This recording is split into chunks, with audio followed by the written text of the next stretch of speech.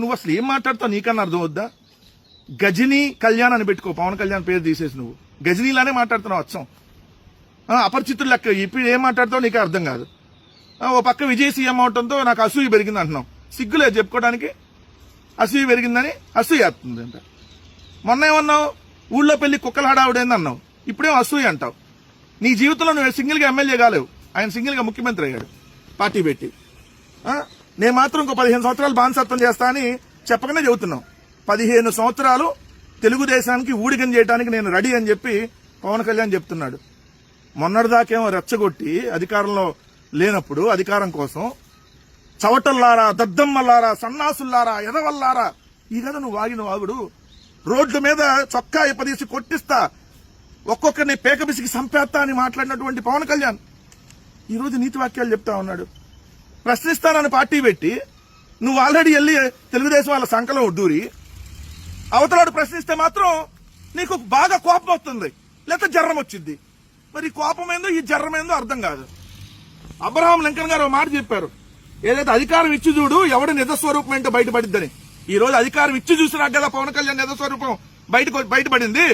అధికారం రాకముందు వేసినటువంటి డ్రామాలు, సుగాలి ప్రీతిని రాజకీయంగా సుగాలి ప్రీతి గారి అంశాన్ని వాడుకొని నేను అధికారంలోకి వస్తే మొట్టమొదటి సుగాలి ప్రీతికి న్యాయం చేస్తా అన్నావు. 2 సంవత్సరాలు అయింది నువ్వు వెళ్ళి మాదాపూర్లో పడుకున్నావు. ఏమైంది సుగాలి ప్రీతి గారికి న్యాయం? ఎందుకు ఈరోజు నువ్వు నోటు మెదపట్లేదు? అధికారంలోకి రాకముందు 30,000 మంది మహిళలు మిస్ అయ్యారని చెప్పి గాలి కోతలు కూసావు కదా. ఇప్పుడు అధికారం ఇచ్చి చూసినాక అసలు నీ రంగు ఈరోజు బయటపడిందని చెప్పి ఈరోజు మీ జనసేనల్లో అంటున్నారు. అధికారంలోకి రాకముందు నీ అభిమానుల్ని, నా అభిమానుల్ని ఏమన్నా టచ్ చేసి చూడమని చెప్పావు. కుక్కలు కొట్టినట్టు కొడుతున్నారు ఇప్పుడు, కుక్కలు కొట్టినట్టు. నువ్వు వెళ్ళి విశ్వాసంగా ఉన్నావు చంద్రబాబు నాయుడు దగ్గర. నిన్నేమో నీ జనసేన కార్యకర్తల్ని కుక్కలు కొట్టినట్టు కొట్టి ఏటాడుతున్నారు, ఎక్కడికక్కడ నరుకుతా ఉన్నారు, ఎక్కడికక్కడ మహిళల వీడియోలు తీస్తా ఉన్నారు. నువ్వు మాత్రం 15 ఏళ్ళు బానిసత్వంగా విశ్వాసంగా ఉంటానని సిగ్గు లేకుండా మళ్ళీ చెప్తా ఉన్నావు. ఇది పవన్ కళ్యాణ్ అసలైనట్టు. నేను కమాండర్ని, నన్ను ఎవరూ ప్రశ్నించకూడదు. నువ్వు మాత్రం అడ్డమైనవన్నీ వాగొచ్చు. ఏమయ్యా అడ్డదిడ్డం వాగుడు వాగుతున్నావు అని నిన్ను మాత్రం ప్రశ్నించకూడదు అంట. ప్రశ్నిస్తే కేసులు పెడతావు. ఇదేనా రాజకీయం? ఆంధ్రప్రదేశ్లో బీజేపీ నాయకులు ఎందుకు మాట్లాడలేదు అంటున్నావు. ఏం ధైర్యంగా అడిగే దమ్ము లేదా? బీజేపీ అధ్యక్షుడికి ఫోన్ చేసి ఎందుకు మాట్లాడలేదని నేను కొడతారేం నల్లేవు నిన్ను? ఏం అడగడానికి ఏడకొచ్చి మాట్లాడుతుంది దేనికి? నువ్వేమన్నా అంతకుముందు కేంద్రంతో చెప్పి తాట తీపిస్తాను ఒక్కొక్కరిని ఆటాడిస్తా అన్నావు.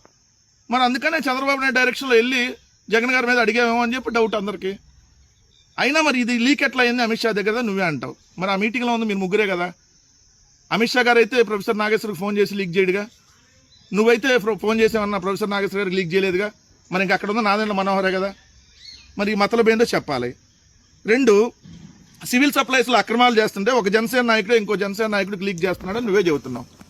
అంటే సివిల్ సప్లైస్లో అక్రమాలు జరుగుతుంటే నోరు మూసుకొని నువ్వు ఎందుకు కూర్చున్నావు? లీక్ చేసినాడు ఎందుకు మాట్లాడుతున్నావు? ఆ రోజు సీజ్ ద షిప్ అన్నావు కదా. 1.5 year అయింది, షిప్ పోయింది, బియ్యం పోయినాయి, మళ్ళీ షిప్ వచ్చింది, మళ్ళీ బియ్యం ఎక్కిచ్చారు, మళ్ళీ వెళ్ళిపోయింది, మళ్ళీ వచ్చింది. 6 నెలలకు ఒకసారి జరుగుతూనే ఉంటుంది ప్రాసెస్, వెళ్ళటం రావటం. ఏం చేసావు? ఏం పొడిచావు? 2 క్రైమ్ ఎవడు చేశాడు? జగన్మోహన్ రెడ్డి గారి మీద తప్పుడు కేసులు పెట్టారు. ఎందుకంటే నీలాగా ఎవడో కాల్లో ఆడు కాల్లో ఈడు కాల్లో పట్టుకొని రాజకీయంగా ఎదగాలని ఆయన ప్రయత్నించలా. మగాడిలాగా రాజీనామా చేసి బయటకు వచ్చాడు కాబట్టి తప్పుడు కేసులు పెట్టారు. ఇప్పుడు నువ్వు అట్లా కేసులకు భయపడే కదా నువ్వు కూడా చంద్రబాబు నాయుడుకి రోజు ఊడికం చేస్తుంది. ఏమన్నా చంద్రబాబు నాయుడు ఏమన్నా అంటే కేసులు పెడతాడేమో నీకు భయం. అందుకనే నరేంద్ర మోడీ చంద్రబాబు నాయుడు కాళ్ళు నువ్వు పట్టుకుంటున్నావు. ఇది నన్ను అమిత్ షాను కాదు, వ్యవస్థను అవమానపరచడమే. బీజేపీ వాళ్ళు కూడా ఖండించకపోవడం బాధేసింది. పవన్ ఏమైనా అనేయచ్చు, మన మీదైనా అంటే కులం ప్రాంతం గుర్తొస్తాయి. అసలు నువ్వే కదా మాట్లాడింది. ఏది కులం అనే భావన మీకు లేకపోతే ఎలా? మతం అనే భావన మీకు లేకపోతే ఎలా? ఐఆమ్ అపాల బిలా ఉలోచుకులు కిల్ సిక్కు సనాతిని ఏదో అన్నావు కదా. అది నాకు నీ భాష నాకు రాదులే, అందుకనే బూజులు బుల్లి కిచ్కిచ్కి అంటావు కదా ఏదో. అంటే అన్న అపాలజీ ఎవరు మరి మతం గురించి మాట్లాడింది? మతాల మధ్య గొడవలు పెట్టాలని ప్రయత్నించింది ఎవరు? మీకు రాష్ట్రం అనే భావన లేదు, దేశం అనే భావన అస్సలు లేదు, కనీసం కులం అనే భావన అన్నా లేదా? మన కులం వాళ్ళు కూడా నాకు ఓట్లేరా అని చెప్పి కులాన్ని రెచ్చగొట్టింది ఎవరు? పవన్ కళ్యాణ్ నువ్వు కదా. అడ్డగోలుగా మాట్లాడితే పర్యవసనాలు తప్పవా? ఎవడి మీద ఎత్తున్నావు? నీ జనసేన కార్యకర్తల మీద ఎత్తున్నావా? నీ అంటే నిన్ను ఎవరు క్వశ్చన్ చేస్తే వాడి మీద నువ్వు తోలు తీస్తా తాట తీస్తా అంటావా? ఇక్కడ చూడండి, భరిస్తాం, సహిస్తాం, అవసరమైతే తాట తీస్తాం. ఎవడని తీస్తావు తాట? ఏమంత తేటగా ఉందా నీకు? ప్రతి ఒక్కరిని తాట తీస్తా, చంద్రబాబు నాయుడు వెళ్ళి తాట తీస్తా అని చెప్పి మాట్లాడరాపు. తోలు తీసి 2 రోజులు ఎవడతా నిన్ను కూడా లోపలేస్తాడు. అంటే నిన్ను ఎవడు క్వశ్చన్ చేస్తే వాడు నీకు పేటీఎం గాళ్ళు, మీ పార్టీ వాళ్ళకి. జర్నలిస్టులు క్వశ్చన్ చేస్తే వాళ్ళు పేటీఎంలే, వైఎస్ఆర్సీపీ వాళ్ళు క్వశ్చన్ చేస్తే వాళ్ళు నీకు పేటీఎంలే, జనసేన వాళ్ళు నీ కార్యకర్తలు నీ నాయకులు నేను క్వశ్చన్ చేస్తే వాళ్ళు నీకు పేటీఎంలే. దారిని పోయే దానయ్య నీకు ప్రొఫెసర్ నాగేశ్వర్, దారిని పోయే దానయ్య. మరి దారిని పోయే దానయ్య మీద ఎందుకు కేసులు పెడతా? ఆయన మరి పట్టించుకోకూడదు కదా దారిని పోయే దానయ్య అయితే. అందరికీ నమస్కారం. ఊర్లో పిచ్చికుక్క స్టోరీ మీ అందరికీ తెలిసే ఉండొచ్చు. జనరల్ గా పిచ్చికుక్క ఏదైనా ఒకటి పిచ్చిపట్టిన కుక్క, సహజంగా ఒక మంచి కుక్కకి పిచ్చి పట్టినప్పుడు అది బిహేవ్ చేసే పద్ధతి ఎలా ఉంటుందో మీ అందరు చూసే ఉండొచ్చు. ఎలా పడితే అలా అరుచుకుంటూ, ఏది పడితే అది చేస్తూ, ఎవరిని పడితే వాళ్ళని కరుస్తూ రక్కుతూ వెళ్తూ ఉంటది.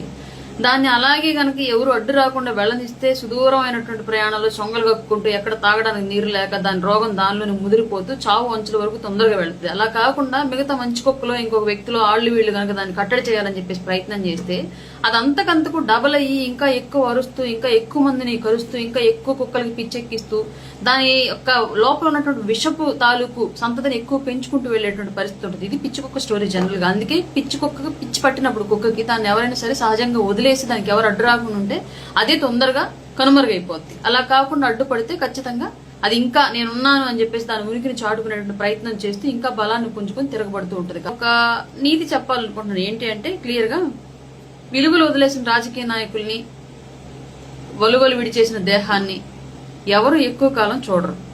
ఫస్ట్ క్యూరియాసిటీతో, ఆ తర్వాత యాంగ్జైటీతో, ఆ తర్వాత అవసరంతో, ఆ తర్వాత మొహం మొత్తేసి పక్కన పెట్టేస్తారు.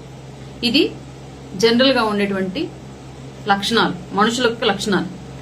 మనిషి అయినా సరే, రాజకీయ నాయకులైనా సరే విలువలతో ఉన్నన్ని రోజులే ఎక్కడైనా సరే గౌరవింపబడతారు. ఆ విలువలు కోల్పోతే డబ్బు రావచ్చేమో, పదవులు రావచ్చేమో చెప్పలేము, కానీ కొద్ది రోజుల తర్వాత మాత్రం సమాజం చేదరించుకునే స్థాయికి, వీళ్ళదేముందిలే అని పక్కన పెట్టేసే స్థాయికి అయితే దిగజారిపోద్ది వాళ్ళ యొక్క పరపతి. ఈ విషయం గుర్తుంచుకోవాలి ప్రతి ఒక్కళ్ళు.